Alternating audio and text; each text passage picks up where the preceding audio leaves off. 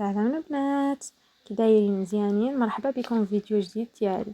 نبديو نصليو على النبي، اللهم صل وسلم على سيدنا محمد وعلى اله وصحبه اجمعين.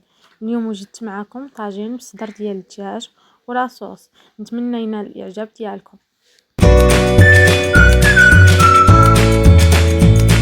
نجيب واحد البصله ونقطعوها شرائح صغيره. انا هاد الطاجين كنستهلكو بزاف في العشاء، ملي ما كنصيب ما ندير كندير هكا طويجين فيه لا داند ولا صدار تاع الدجاج.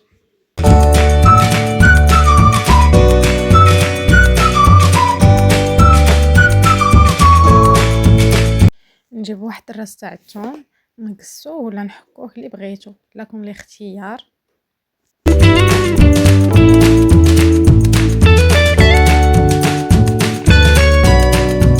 نديرو شويه زيت وشويه ملح، شويه بزار، ونديرها فوق البوطه تقلى. نقليو البصله مزيان، نخليوها تهبط.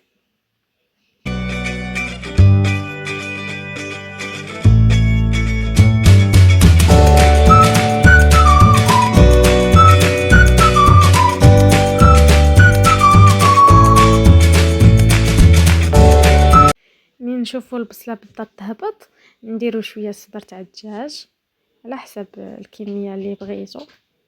كنديرو شويه الملح، نزيدو عليها شويه ملح، شويه تحميره، شويه خرقوم،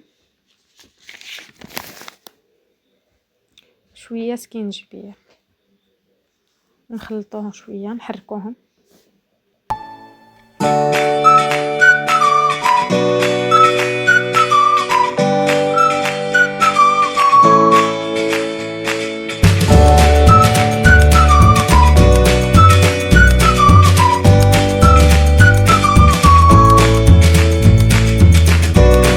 نخلطوهم نبلعو عليه ونخليوه شويه يطيب، نخليو هذاك الدجاج يطيب.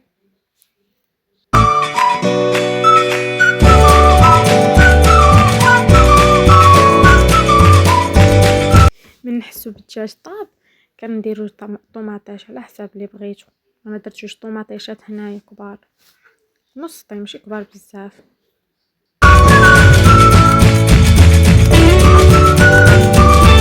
كنزيد على الطويجين ديالي شويه قزبر ومعدنوس مقطعين رقاق،